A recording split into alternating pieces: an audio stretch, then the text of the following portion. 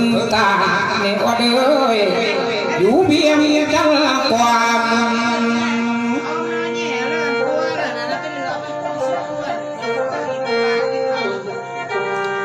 ได้บ้านสู้มือหนอวัดเอ้ยบ้านนอกเทนาน้องก็อยู่ไปกับหน้าโนนสะอาดน้องเสื่อมสะบอวัดเอ้ย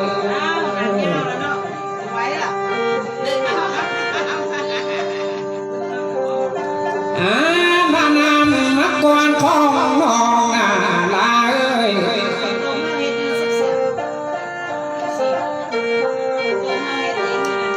น้องก็ยังไงชื่อบาดอชื่อลาลาหงคำสะบอเด้อ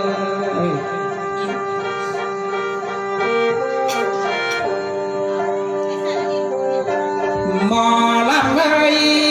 ลาเอ้ยได้บ้านนำหน้าผม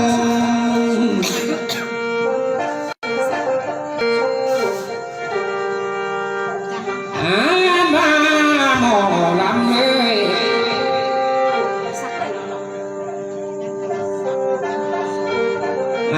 มาหมอลำเพิ่นก่อนจะได้เธอชื่อบาดอชื่ออ้อยอ่อนแล่นซ้ำคือเก่าดีแล้วล่ะ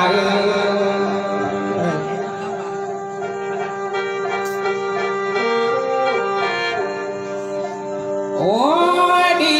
เจออดเลย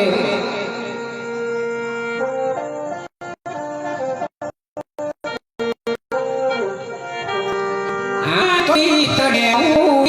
มาไว้ไว้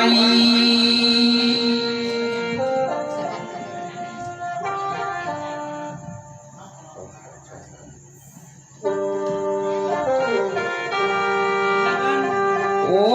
ยเพียงลมเอ้ย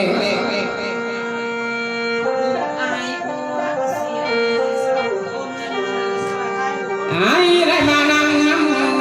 ลาหน้าตัวน้องเราดีเจอแต่แล้วลาย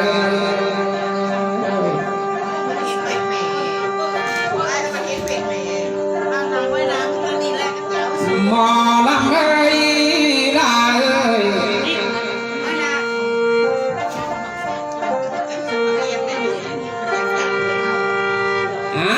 มาหมอลำเอ้ย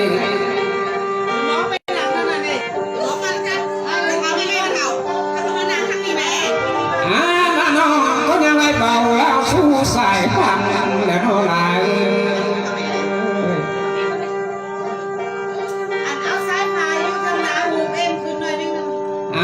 ที่จื้อจำใบงานาโบดึงแล้วว่าเด้อ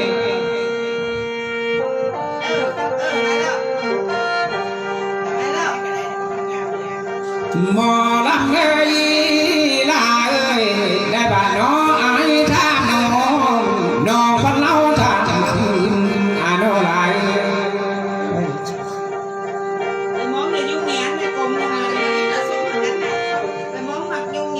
โอ้ยลาเอ้ยหมอลำเอ้ย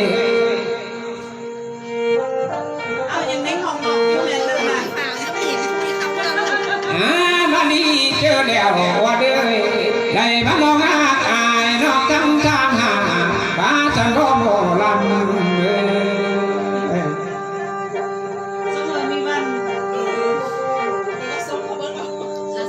ได้บัดที่ดาเอ้ยที่ดาจังตาข่าว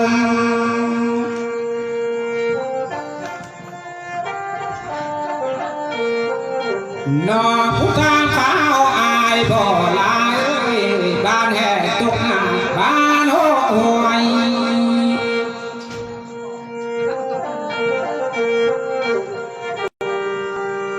โอ้ยลายหมอลำเอ้ย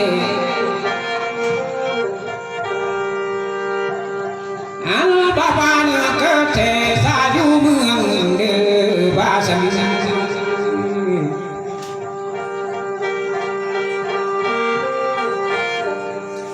ในบ้านน้องยาวหน้าหมอลำเอ้ยที่เบา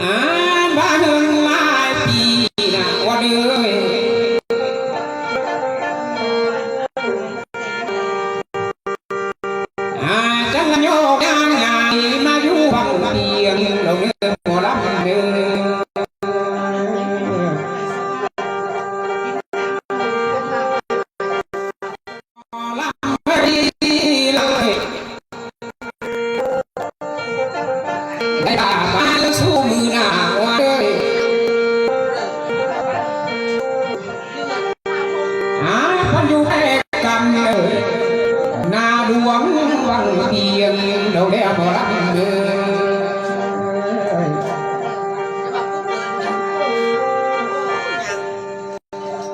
ในพระนามนักกวนทองอายหน้าบ่รับเงิน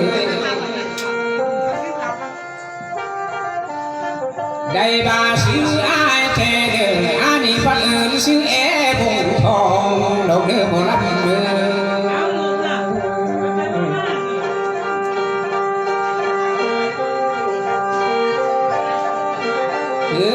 ลาจันชื่อใบเนื้อหน้าหน้าดื้อว่าเลย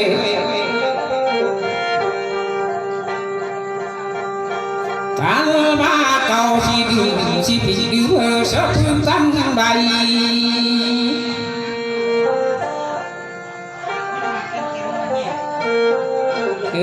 ลาเธอใจหน่อยลาที่บุญลุ่มว่าเอาเนื้อหม้อลำ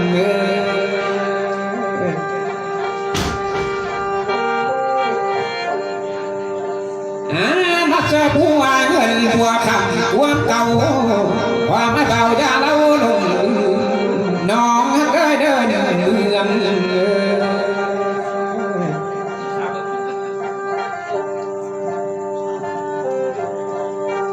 โอ้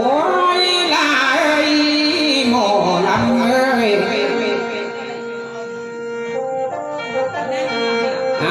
พุทธานังนองหน้ามือดีดังป่าทั้งเนื้อยาเนื้อดังตาเนื้อทั้งเนื้อผู้ว่าเลย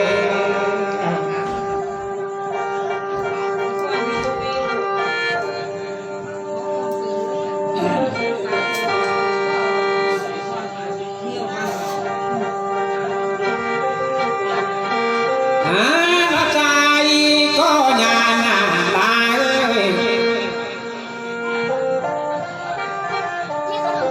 ยก็ยาแต่งาไม่รอนแม่นกทั้งลุ่มว่าดอกเดียวหมอลำ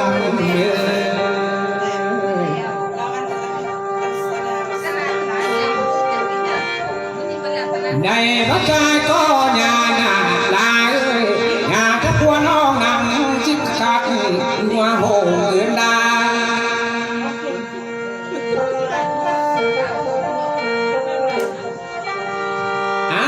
นี่ยาหน้าลาเอ้ยยาแต่ปัวลานั่งข้างป่าแบกลาปันโคซาดง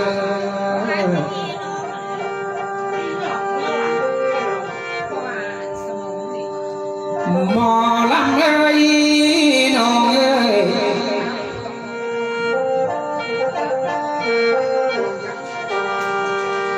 มือนี้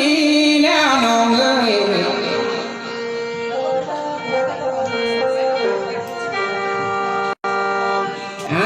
มาทำยุ่งแล้วเราทำส่งคนเนื้อกาด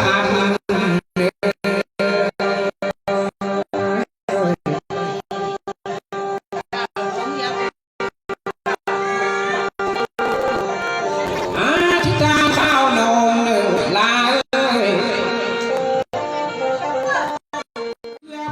เกี่ยวเชื่อบุญก็เรามาตรงนี้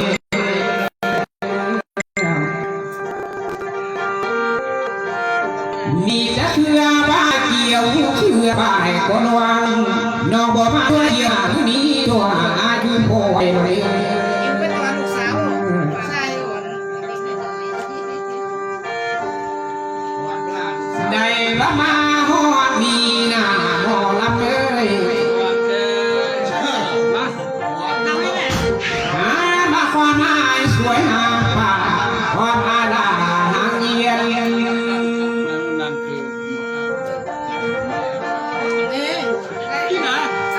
ยนอายแม่น้องเอ้ยหมอลำหงคำไปนำหมดเลย